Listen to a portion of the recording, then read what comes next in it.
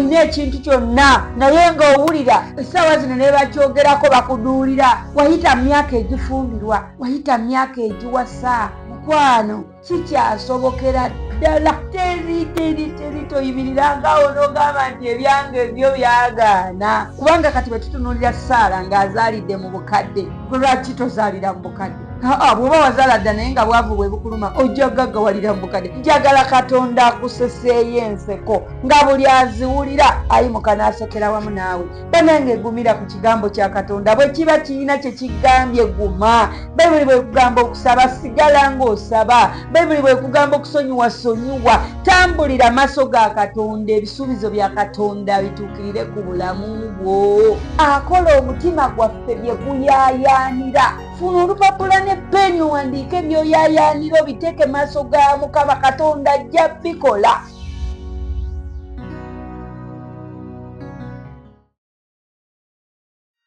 Mukama Katonda omulungi yeebazibwe nga bulijjo tutuuse ne Bayibuli essuula eddako. Simanyi gwe omulabe waffe oba ojjukira essuula kwe twakoma, kati ng'essuula eddako naye ogimanyi bulungi. Twakoma ku ssuula ya 2, kati tugenda ku ssuula ya 21. Naye nga tetunnaba kutandika tukoola omwoyo wa Mukama n'amaamira akafo mwe tuli, n'amaamira ekifo kino, n'amaamira obulamu bwaffe ne tubeera nga twerabira byonna bye tuyiseemu eby'ensi, n'atumaamira n'atuzza mu mwoyo naffe so that ne tusobola obitegeera byonna bye tusoma mu linnya erya Yesu omwana wa Katonda omulamu. Tugenda kukoola omwoyo omutukuvu atumaamire tusome nga tubitegeera. Kitange omulungi nannyini ggulu n'ensi, tukwebaza ku lw'obulamu bwaffe, tukwebaza ku lw'ensi yaffe Uganda gy'okuumye Mukama. Tukwebaza ku lw'abaana baffe, ku lwa famire zaffe, ku lw'abaganda baffe, ku lw'abantu baffe, ku lw'emikwano gyaffe. Tukwebaza ku lw'abazadde baffe. Tukwebaza Mukama ku lwa buli kirungi ky'otukoledde Mukama. Tukwebaza kubanga buli kimu kikolebwa olw'obulungi Mukama. Bayibuli etugamba nti ne mu maziga tusigale nga tusinza erinnya lyo. Amagombe tegaakuyinza. Mukama tukwebaliza buli ekituuse ku bulamu bwaffe, oba kikaabya oba kisesa. Tukwebaza bwebaza kuba ensi yo n'okujula kwayo.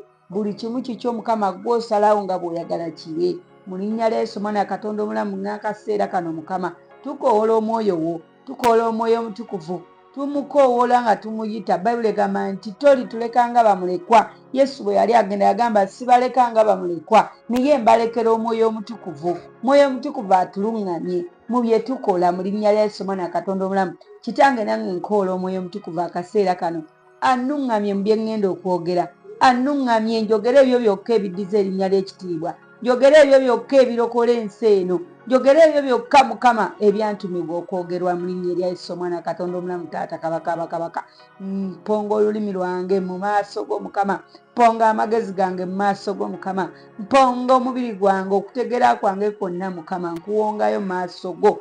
Sikkirizibwa kwogera bisanyusa, sikkirizibwa kwogera binsanyusa nga nze, naye njogera ebyo ebiddiza erinnya ly'ekitiibwa mu linnya lya Yesu omwana wa Katonda omulamu. Sabye nga nzikiriza. Amiina. Haleluya.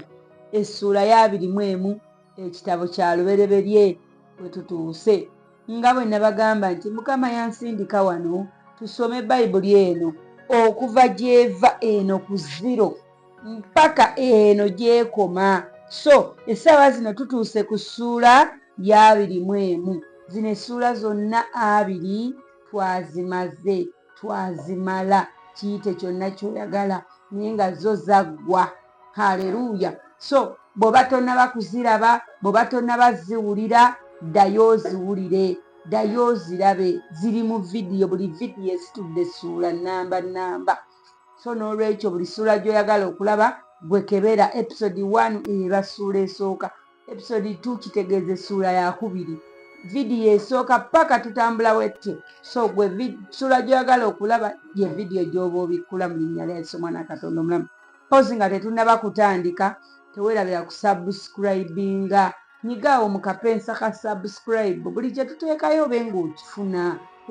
Naye bw'oba tosubscribinze ojja kubangawo biraba, bijja kutuukangako nga bikaddiye nga biruddewo.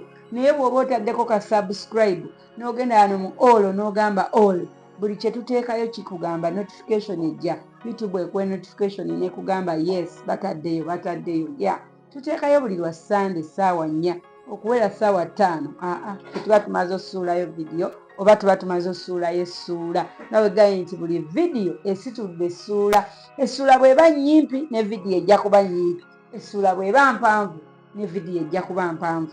Bw'atyo Omwoyo Omutukuvu bw'atuluŋŋamya okukola nga tuweereza Katonda.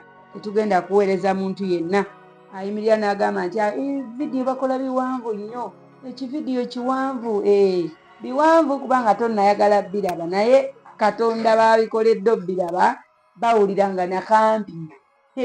Bawulira nga vidiyo nanyimpi twandiyongedde vidiyo emu netwala essuula nga 5.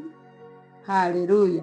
So tugenda kutandika. Omaze osubscribinga akokoto kwerabira nkwegayirira bwegayiriza mukwano kigasanze ate naawe kinaawe bwe tuteekayo olaba ntutaddeyo ate nange bw'osubscribinga kingasa n'eggulu kirigasa kubanga bw'osubscribinga basubscribers ne bawera YouTube channel ekula yeekoma okukula ng'enjiri yeeyongera okugenda mu bantu.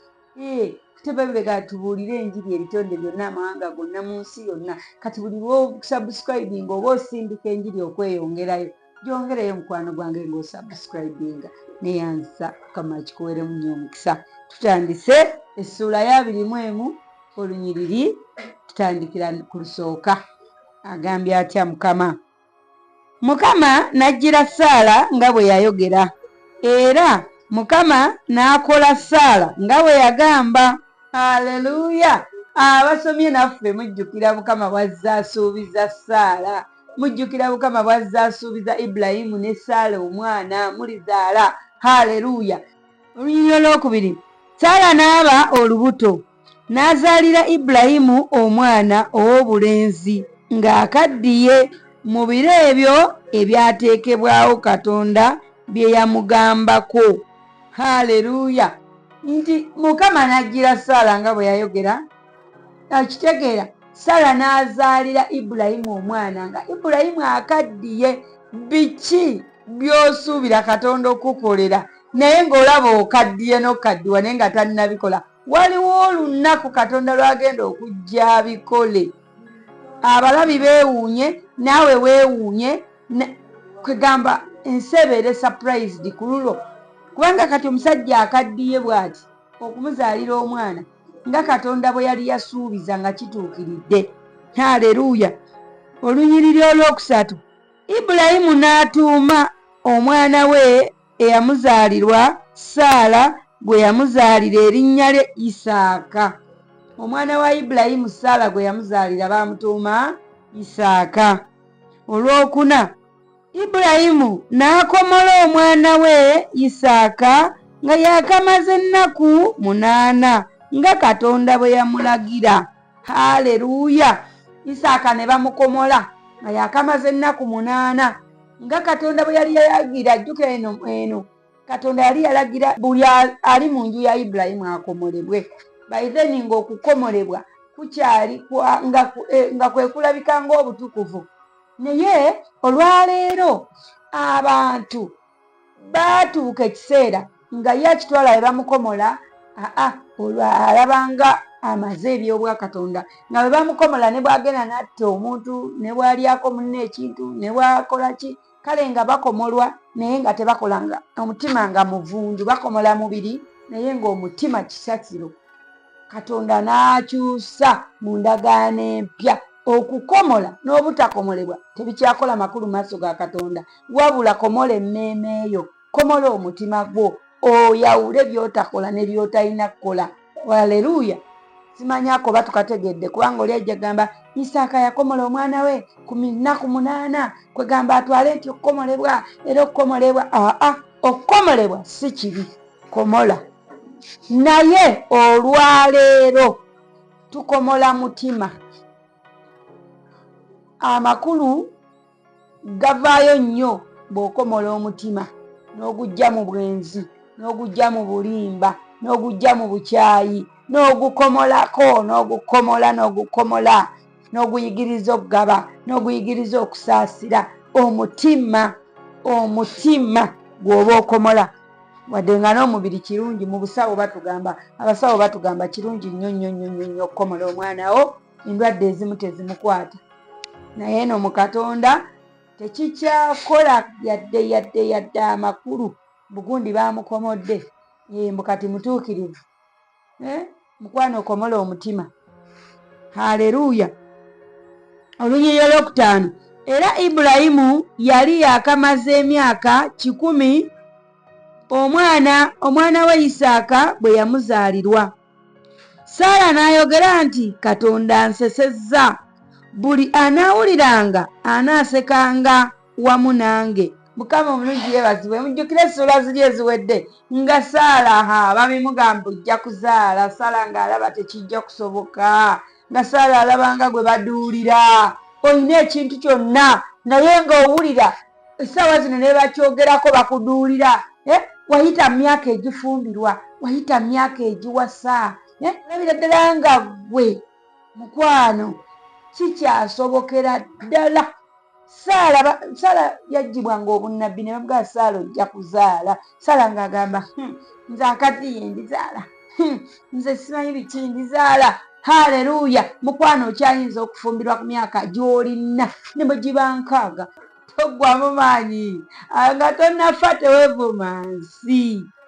Teri toyimirirangaawo n'ogamba nti ebyange ebyo byagaana. Nedda mukwano, sikuzaamu buzza maanyi naye njagala oyimuke otunuze amaaso go weetegereze ebikwetoolodde okkirize kubanga kati bwe tutunuulira Saala ng'azaalidde mu bukadde, gwe lwaki tozaalira mu bukadde? Bw'oba wazaala dda naye nga bwavu bwe bukuluma ojja gaggawalira mu bukadde. Kijagala Katonda akuseseeyo enseko nga buli aziwulira ayimuka n'asekera wamu naawe.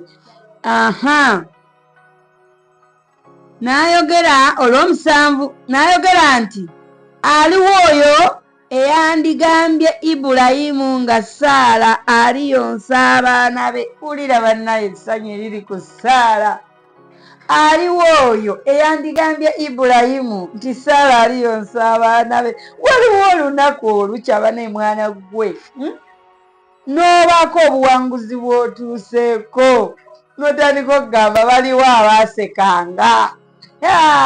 Kati byebiro Saala byalimu agamba aliwo oyo eyandigambye Ibulayimu nti Saala aliyonsa omwana we. Walaayi nkubulire tweyigiriza osanyukirangako abantu nga basanyuse kubanga mpulira Saala muwulirirako essanyu essaawa zino. Mpulira essanyu mu nze nti Saala azadde omwana azayidde Ibulayimu okuva gye tuvudde nga tubisoma nga maama ennaku ebaluma oli atuuse n'okwekyanga nti Mukama omusika wange alivaawo, abaana abali mu nju yange kwe kunaava omusika. Naye Mukama ng'abasuubiza ojja kuzaala. Saala ali kuzaalira omwana. Banange gumira ku kigambo kya Katonda. Bwe kiba kirina kye kigambye guma, sigala ku kigambo. Bayibuli bwe kugamba okusaba sigala ng'osaba. Bayibuli bwe kugamba okusonyiwa sonyiwa. Tambulira amaaso ga Katonda, ebisuubizo bya Katonda bituukirire ku bulamu bwo. Bayibuli egamba alina pulaani ennungi eri obulamu bwaffe. Kati lwaki tokeera n'onoonya ezo pulaani ennungi ze weeyagaliza? Kubanga Bayibuli etugamba nti nno akola omutima gwaffe bye guyaayaanira. Funa olupapula ne peni owandiike by'oyaayaanira obiteeke maaso ga Mukama. Katonda ajja bikola. Saala wuuno azadde nga Katonda bwe yamugamba bwe yamusuubiza bitandise bituukiridde, si bitandise naye bituukiridde. Haleluya. Juza omutima gwo by'oyaayaanira. Katonda agenda bikola mu linnya erya Yesu omwana wa Katonda omulamu. Haleluya. N'ayogera nti aliwo oyo ayandigambye Ibulayimu nga Saala aliyonsa abaana be kubanga muzaalidde omwana ow'obulenzi ng'akaddiye. Haleluya. Wulira Saala. Aliwo oyo eyandigambye Ibulayimu nti Saala aliyonsa abaana be kubanga muzaalidde omwana ow'obulenzi ng'akaddiye.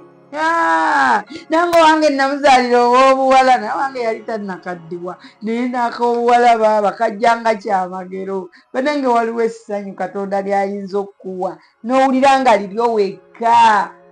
nga toyagala kumanya oba waliwo bekirumye kasita Mukama akusanyusizza. Nsaba Katonda akusanyuse mukwano gwange. Nsaba lukyeyo olunaku lumu Katonda abeeko kyakola nga kisanyusa ggwe n'omutima gwo.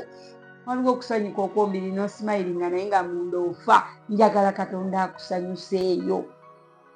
Teeka amaviivi go ku ttaka. Teeka okusaba kweri Katonda. Tunuulira Katonda eyakola eggulu n'ensi. Oyo yakukola alina pulaani ennungi eri obulamu bwo. Haleluya. Lwakuba Bayibuli etugamba nti tusaba ne tutaweebwa kubanga tusaba bubi. Okusaba obubi nno kwe kuliwa. Bw'oba ng'osaba Katonda musabe ebintu ebigenda okuyambako omugasa. Bw'oba omusaba abaana musabe abaana abagenda omuweereza. Bimuteekemu. Musabe ssente nga zigenda kubuulira njiri. Musabe ebintu nga bigenda mugasa. Tusaba ne tutaweebwa kubanga tukola ki? Tusaba bubi. Gwe nosaba Mukama njagala mpe emmotoka sooke nkulagira abo abamumanyirira. Nze nja kutomera embwa mukwano. Emmotoka ojja girinda paka Magombe nga togirabyeko kubanga byosaba tebigenda ggulumiza linnya lye. Bisabe nga biddiza ye ekitiibwa. Ojja ddaba bw'abikuwa bisobole okulagisa ekitiibwa kye. Haleluya. Olunyiriri lw'omunaana. Omwana n'akula n'ava ku mabeere. Ibulayimu n'afumba embaga ennene ku lunaku Isaaka lwe yaviirako ku mabeere. Ddaga ulira. Bantu mmwe abatulaba oba abatuliraana oba abatusemberera. Bambi waliwo ebintu ebimu nga tubikola oluusi si kubalumya wadde nga abamu babikola kulumya nsi. Naye kyeŋŋamba nga ssanyu. Wulira ono yakola embaga ng'omwana we avudde ku mabeere. Kati nno yeeraga ki? Takalaba abaana? Nsi bwe tewegenda okwogera. Naye wulira Ibulayimu. Omwana we lwe yava ku mabeere. Ibulayimu yakola embaga. Gamba muno embaga makeke ku lw'omwana ddaye lwa munaana lwe tuliko. Kanteekawo ne kapeeni kubanga wano mpulira nga wansitula nange okubaako byenkola. Katonda bw'aba akuwadde essanyu mukwano weesanyukire. Ku myaka gino emeka? Ku myaka gino egy'obukadde bano abantu ababiri Saala ne Ibulayimu bazadde omwana. Haleluya. Katonda abawadde essanyu liri makeke. Lino essanyu ly'omuzadde bw'oba tonnazaala ku mwana. Bw'oba tonnaba kuzaala ku mwana. Essanyu ly'omuzadde bw'olaba nga lituse mukwano weesegangako bwesezi bw'owulya nga bikuluma. Omusajja wuuno nti olunaku omwana lwe yava ku mabeere n'akola embaga.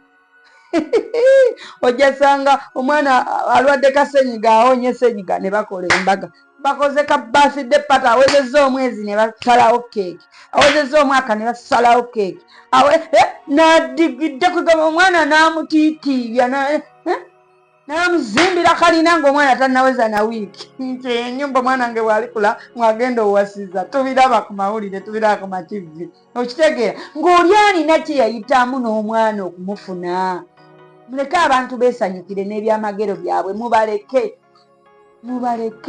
Bw'osanga omuntu nga akoze birthday party akaana ke n'akalinyisa oba n'akagulira n'ennyonyi oba n'akatwala mu Amerika oba n'akakolera kiye kiki kyemba njogera kubanga buli kye njogerako abasinga baabifunaafuna dda. Bandaba nga nze nina maalo. Nze bwe ŋŋamba omwana nti ne bamututte mu Amerika olwo kyamagero oli ajjaganya ate bannayogere naye atuleka ekyo nakyo kyamagero. Mwana simanyi naye ono atugambye nti yakola embaga ng'omwana we avudde ku ki? Ku mabeere. Naye muze mpulira nga Ibulayimu weesanyukire. Bayibulayimu abali eyo bambi mwesanyukire. Tetumanyi gye muyise kufuna abaana bammwe. Tetumanyi. Okitegeera kati Ibulayimu afunye omwana mu bukadde bwe. Omwana avudde ku mabeere era bakoze pate. Awo nabo boonoona ssente. Awo nabo twakalaba omwana mukwano. Abantu baleke beesanyukire. Bwe baali balumwa obulumi bwatuuka wala kati baleke banaaze obulumi buli basanyuke paka ng'obulumi babunaazizza ku mitima gyabwe. Olunyiriro olw'omwenda. Saala n'alaba omwana wa Agali Omumisiri gwe yamuzaalira Ibulayimu ng'aduula. Kyeyava agamba Ibulayimu nti goba omuzaana ono n'omwana we, kubanga omwana ow'omuzaana ono tajja kubeera musika wamu n'omwana wange ye Isaaka. Haleluya. Mbu Saala n'alaba oli omwana bamujjukira Musula ezaggwa. Musula ezaggwa, Saala yasalansala amagezi, addidde omukozi we simanyi omuzaana we amuwadde Ibulayimu mbu bazaale omwana, mbu omwana abeere wa Saala like bafune omwana. Haleluya. Nga beesalirasalira amagezi okulaba nti bafuna omwana. Kati omwana gwe twogerako. Haleluya. Kati omwana ono Saala essaawa zino mbu omwana aduula. Oba omwana aduula atya? Awo nange simanyi era sigenda kugendawo nnyo. Mbu Saala n'alaba omwana wa Agali ng'aduula. Mbu n'agamba Ibulayimu nti ekyoboka nti omwana w'omuzaana ne maama we bagobe, nze tebajja kubeera basika wamu n'omwana wange. Kankitwale nti obwo bwali bujja. Ate Saala olw'okuba yali amaze okufuna omwana, ng'olwo bano kakitwale nti yabeeyambisa bweyambisa. Mu kubeeyambisa kati atuuse ku lyengedde, bano alaba kifuuse kikolimo gy'ali. Okitegeera ye yabyezaalira kubanga ye yaleeta ekiteeso. N'agamba Ibulayimu yingira eri omuzaana wange ozaale omwana, simanyi ku bisambi byange, simanyi nange neezaalira omwana, simanyi yeefunira omwana mu muzaana. Kati essaawa zino olw'okuba amaze okufuna owuwe ow'omunda ye, kati bano alabira ddala nga tebalina kuba basika wamu n'omwana we. Obujja butandise okukola ki? Omukwata. N'ekigambo ekyo ne kiba kizibu nnyo mu maaso ga Ibulayimu olw'omwana we. Mukama waffe yeebazibwe nti ekigambo ekyo Saala kye kiteeso. Ekiteeso ekyo Saala kye yawa Ibulayimu ekyokugoba omwana we kyali kizibu nnyo mu maaso ga Ibulayimu. Ng'abakyala bw'oyinza okukeera mu nnyumba yo, oluusi omusajja omusanze n'omwana we, oluusi kale amuzadde ali naawe, n'otandika owulira obujja n'ogamba omwana oyo baba bamutwala jjajjaawe, baba bamutwala wanze bamugye mu maaso gange saagala mulabako. Haleluya. Naye mbu Ibulayimu ne kimukaluubirira. Wulira olw'12. Katonda n'agamba Ibulayimu nti kireme okuba ekizibu mu maaso go olw'omulenzi n'olw'omuzaana wo. Mu byonna Saala by'anaakubuuliranga owuliranga eddoboozi lye, kubanga mu Isaaka ezzadde lyo mwe linaayitiranga. Haleluya. Katonda n'agamba Ibulayimu kireme okubeerera ekizibu. Tokiwuliramu buzibu naaka. Wuliriza Saala. Jjukira n'ebyo ebiteeso by'ozzaala omwana we era Saala ye yabireeta. Kati ne Mukama naye amugamba awuliriza Saala, mwe mwabitandika mubimalirize. Haleluya. Olw'13. Era ne mu mwana ow'omuzaana ndimuviisaamu eggwanga kubanga ye lyezzadde lyo. Mukama waffe omulungi yeebazibwe. Kiki ono omwana w'omuzaana lwaki naye agenda kuloza ku mukisa? Kubanga ntumbwe za Ibulayimu. Ate nga mujjukire Ibulayimu Katonda ebisuubizo bye yamusuubiza byakulaba mikisa myereere n'abaana be bennyini nnyini ng'omukisa balina okugulozaako. Kati ono omwana omukisa gwonna gw'anaasanga mu makubo ge si lwakuba nti agukoleredde, naye Ibulayimu kitaawe yakolerera omukisa ogwo. Bazadde mmwe biki bye mweyisa mu bantu? Bazadde mmwe biki bye mweyisa mu Katonda? Osamira, oweereza amasitaani, okoze buli kyoyagala mu nsi eno, naye manya okisigira baana bo. Okisigira baana bo. Ku lw'abaana bo weeyise bulungi. Ku lw'abaana bo weeyise bulungi. Ku lw'abazzukulu bo, ku lw'abantu abaliddawo abaliva mu ntumbwe ezo weeyise bulungi, kubanga gy'ogenda okukoma okukola obulungi obikolera baana bo n'abazzukulu bo. Mukama agambye ono nti kubanga tofaayo omwana oyo wa gy'agenda genda, tofaayo yonna gy'alaga ngenda kuba wamu naye, kubanga ye lyezzadde lyo. Mukama Katonda omulungi nange kino nkisabira abaana bange.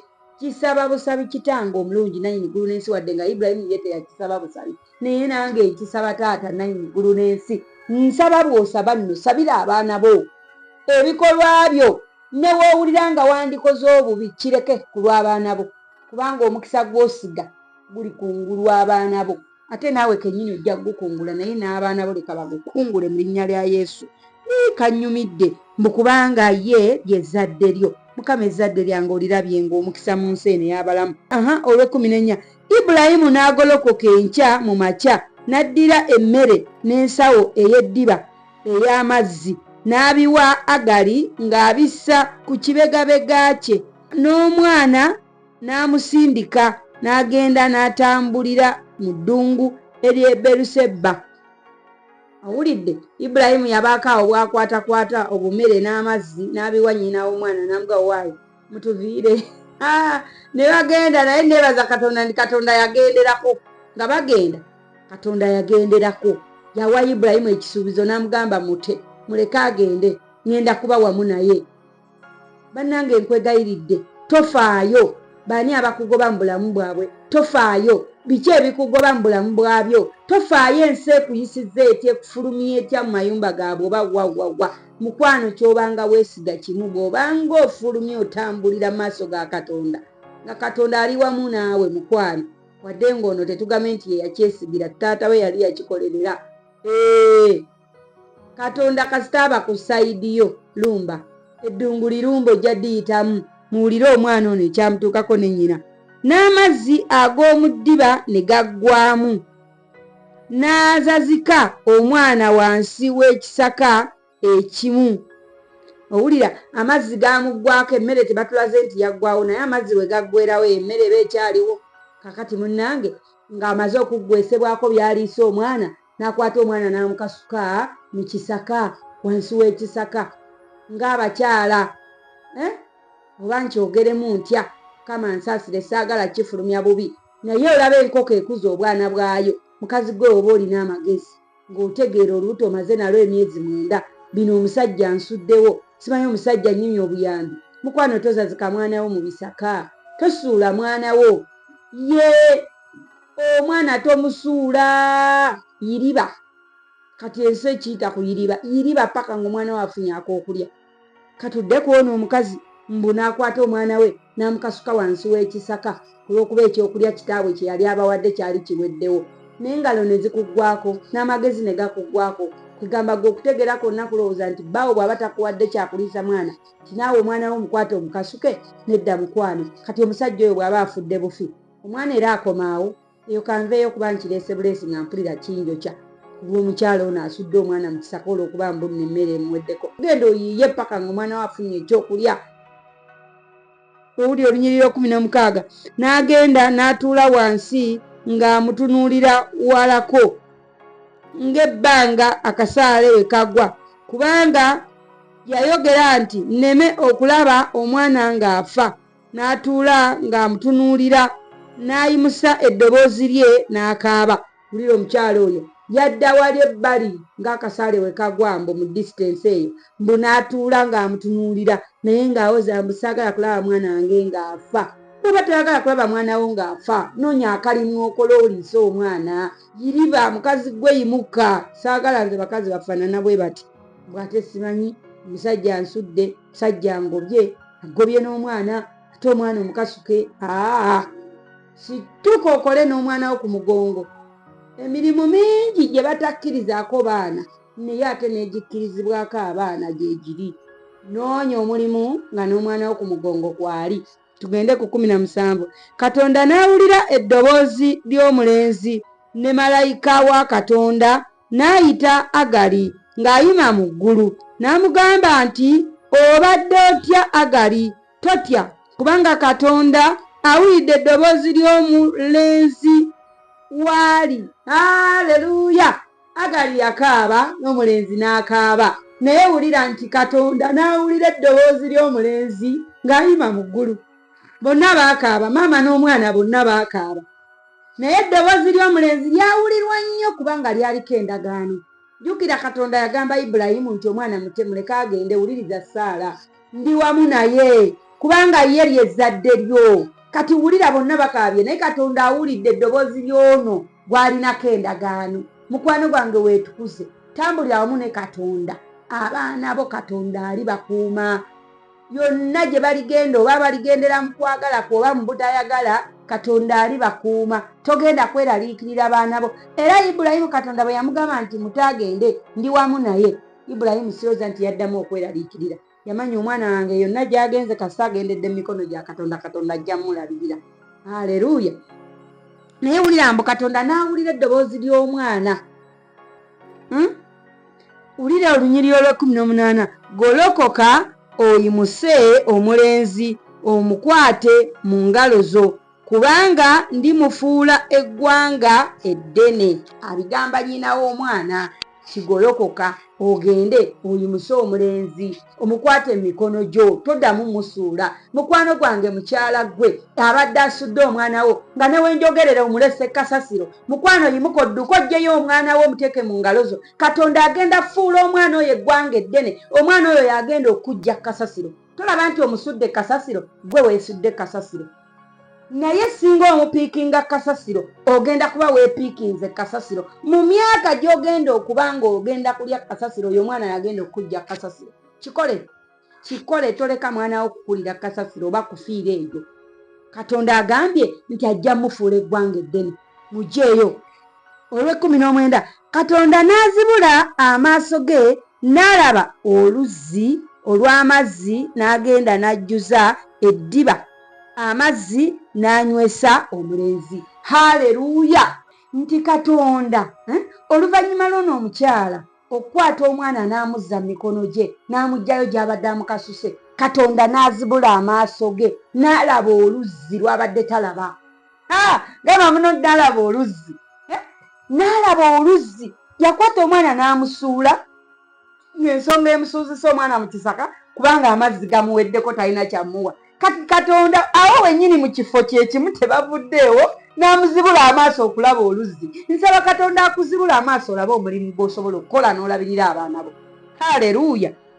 Olunyiriro olwabiri lugambye, Katonda n'aba wamu n'omulenzi, n'akula n'atuulanga mu ddungu, n'afuuka omulasi w'obusaale. Haleluya. Oyo omwana gw'obadde osudde, Katonda agenda kukozesa omuggyeyo akuzibula amaaso olabe ekyokukola ky'osobola okuggyamu ekyokulya oliise omwana oyo nga tofudde na ku kitaawe eyagaana omulabirira, nga tofudde na kwani, oliise omwana oyo akule. Haleluya. Katonda abeere wamu nammwe. Igwe n'omwana wo Katonda abeere wamu nammwe. Ensi kugamba abaabasuula bajje nga babanoonya mu linnya lya Yesu. Omwana Katonda omunamu esaala gye nsabye. Manye enteekateeka za Katonda tosobola zisazaamu. Katonda kyayagala kibe bwe kijja okuba. Ye Katonda akwata omuntu n'akakanyaza omutima gwe naye ng'alina kyayagala kibe. Oba oli awo ono omwana asinga yakulira mu nnyumba ya Ibulayimu teyandibadde na mulasi bwa busaale. Yes, osobola nno musingo mother oba musingo biki, osobolera ddala sala nabbi kuyita musingo mother kubanga simanyi naye mba nkiyita. Naye ggwe manya kyonna ky'oli, kyonna kye weeyita, kwata omwana wo tomukasukira bantu kubanga gy'omukasuka tagenda kufuukirayo ky'oyagala. Omwana anaafuuka omulasi w'akasaale abaako nnyina emabega agamba mwana wange wano okoze bubi tereera wano, naye n'afuba. Mama n'akeera nnyo ku lw'omwana we, mama ne yeebaka leeti ku lw'omwana we, mama n'azuukuka ekiro ku lw'omwana we, n'asula ng'atunula n'asiiba ng'atunula ku lw'omwana we. Katonda omukyala kye kyamutuukako. Katonda yazibula amaaso ge ne galaba ku lw'omwana we, ne galaba amazzi, ne gamuwa amazzi. Maama zuukuka olabe amazzi g'ogenda onywesa omwana wo olwaleero luno. Ofuule omwana wo omulasi w'akasaale, ensi emwegombe naye nga gwe wamuteekateeka. Kati wuuno agaanye n'afuuka omulasi waki w'obusaale.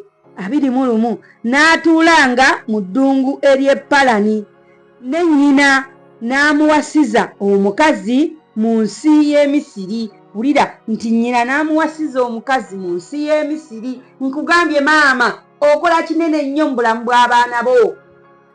Va mu kwekyanga-kyanga, va mu kwenyiizanyiiza, va mu kwerondalonda. Abo abaana boolaba abakusanyusa oba abantu abakusanyusa mu nsi baliko oba muwulira ekigambo abantu kye batera okukozesa mbwe emabega w'omusajja ow'amaanyi wabeerayo omukazi ow'amaanyi. Mukwano tebategeeza girlfriend, tebategeeza this wife mbu mukazi we waka. Nedda, wabaawo oli omukyala eyakuzuukusa ng'oli bebi n'akutwala ku ssomero, wabaawo oyo omukyala eyakuzuukusa n'akugamba bayoza ku gundi banaaba. Oyo omukyala maama gwe twogerako. Emabega w'omukyalo w'omwami ow'amaanyi wabeerayo maama we nga yali w'amaanyi. Haleluya. So ono maama Katonda yamuzibula amaaso ku lw'omwana we n'alaba ekyokukola paka omwana we guno tutuuse gwe baali basudde mu kisaka nga maama we atudde amulindirira kufa. Kati essaawa zino tuutuno tulaba omwana bamuwasiriza n'omukyala. Mukwano gwe maama atafudde ku mwana wo gwemanyi okatinze future yo. Mu maaso eyo oliba weetaaga omuntu ow'okwebakako wooti oba ow'okugamba munange oba ow'okukubira akasimu munange bampadde ekitanda. Olunyiriri lwabirimu bbiri. Awo mu biro ebyo Abimereki ne Fikoli omukulu w'eggye ne bagamba Ibulayimu nti Katonda ali wamu naawe mu byonna by'okola. Mukama waffe omulungi yeebazibwe. Tumaze okulaba ono omwana gye bamusindise gye yalaga mu bisaka gye bamusudde. Katonda azibudde amaaso ga nnyina n'alaba ekyokukola n'alaba oluzzi n'amunywesa. Tumaze obbiraba naye batulaga nti ate eri Ibulayimu gye yasigala ne Saala nti awo mu biro ebyo bano nga bakyalimu ebyo. Kati batulaga nti ate ne ku sayidi eno ewa Ibulayimu ke kano kowulidde ti awo mu biro ebyo nga bano be tuwulidde bakyali ku kino ate n'ewa Ibulayimu kino kye tuliko kyekyaliyo sayidi eyo. Kubanga ojja kwebuza ate Ibulayimu bw'amala okusindika omwana we kyekyaddirira ku ye. Biibino wano 22. Awo mu biro ebyo Abimereki ne Fikoli omukulu w'eggye ne bagamba Ibulayimu nti Katonda ali wamu naawe mu byonna by'okola. Kale nno ndayirira wano. Abimereki agamba nti kale nno ndayirira wano Katonda nga tonkuusekuuse. Ono Abimereki gwe batugambye agamba Ibulayimu nti ndayirira wano like mpe ekirayiro oba tonkuusekuuse. Ng'ebyedda bano abedda bempulira abakolanga emikago nga bw'onojja n'ogamba kati oba beti sooka onkakase nti bye ŋŋenda okugamba tonnimbe. Kakasa Katonda ali wamu naawe mu buli kyokola. Sooka onnyinyonnyolera onkakase nti bye tugenda okwogera togenda kunnimba. Kyekiri wano. Mbukale nno ndayirira wano Katonda nga tonkuusekuusenga, nze newankubadde omwana wange newankubadde omwana w'omwana wange, naye ng'ekisa bwe kiri kye nkukoze naawe onookolanga bw'otyo nze n'ensi gye watuulamu. Haleluya. Ti Abimereki agamba Ibulayimu ndayirira tonkuuseku, ndayirira nga bwe nkukoze obulungi bwe yali amukoze buli mu ssuula eziwedde. Jjukira nti Abimereki ne Ibulayimu ne Saala obwe beerimba Ibulayimu ne Saala ebalimba oli nti si mukazi we ebiki n'amutwala n'amala n'amuwa ebyobugagga. Ezo essuula eziwedde vidiyo eziwedde eyo sitole oba oyagala ogimanya genda ozirabe. Naye wano amugambye ng'ekisa ekirungi kye nkukoze ndayirira nti ndayike tonkuusekuuse nze n'abaana bange. Ibulayimu n'ayogera nti n'alayira. Ibulayimu n'anenya Abimereki olw'oluzzi lw'amazzi abaddu ba Abimereki lwe baamuggyako olw'amaanyi. Haleluya. Nga naye bw'ogamba nti omuntu ambuuzizza siimukuusekuuse naye n'ajjayo ekimuluma. Mutase okugamba beti bye ŋŋenda okugamba bino byonna nkakasa nti onoŋŋamba amazima era biki ononkola obulungi simanyi nga biki nenkugamba nga tukyali awo nange kino kye wankola. Kati kyekiri wano. Ibulayimu ndoozi yali asimye oluzzi. Ibulayimu yali asimye oluzzi. Kati abana abaddu ba Abimereki ne balumuggyako. Kati naye amulaga nti naye kyamuluma. Olwabirimu 6 Abimereki n'ayogera nti simumanyi bw'ali eyakola bw'atyo, so tombuulirangako, so siwulirangako era wabula leero. Mukama waffe omulungi yeebazibwe. Nti Abimeleki n'agamba Ibulayimu nkulayirira ekyo sikiwulirangako era tokiŋŋambangako indako gwe mbabuuzi okimanyi nti waliwo omuntu gwe wanyiigira olw'ensonga ng'ensonga yo gw'ogirina naye nga ye gwe wanyiigira tabimanyi nako tabiwuliranga nako era nga gwe ekisungu kivuga gwe ye talina nsonga era yagamba nze ne gundi tuli tuti naye nga gwe mwayawula tomwetaaga lwaki kubanga tomugambangako kyakunyiiza oli si malayika funayo obudde olumbe omuntu oyo gwe wanyiigira oba omukubira ekasimu oba omuyite ku kyemisana omugambe njagala kulaba nina kyenjagala twogere ontuule mulye munywe bwe baba bategula essuwaani omugayi naye nina ensonga ku mutima ennuma kino ne kino wakinkola naye si walayo abantu abamu tubanyiigira naye nga ne bye twanyiigira tebabimanyi jjukira Ibulayimu amugambye abakozi be oba abaddu be bamuggyako oluzzi kati ate Ibulayimu teyagenda Abimeleki mugamba nti abakozi bo bankozewe bati ye yasigala na kiruyi kye biki by'olina ng'ekiruyi naye nga ne b'olinako ekiruyi tebakimanyi mukwano gwange kyusa bali si bamalayika tibalowooza by'olowooza omuntu w'obanga tonnasalawo munyiigira fe bayibuli etugamba ti mugandawo bw'akusobya genda gy'ali mwogere babiri bw'agaana okuwulira genda oyite owookubiri buba obujulizi mu matu gammwe ti owo agaanye okumpuliriza agaanye osaba ekisonyiwo agaanye okunnyonnyola lwaki yakikoze bw'agaana byonna ebirema genda mu kyaki oyiteyo abaki abakadde kati awo wamala awo alyoka afuuka omulabewo ng'agaanye okukola ki kukkiriza ensobi ye naye abantu tunyiiga nga ne gwe tunyiigidde takimanyi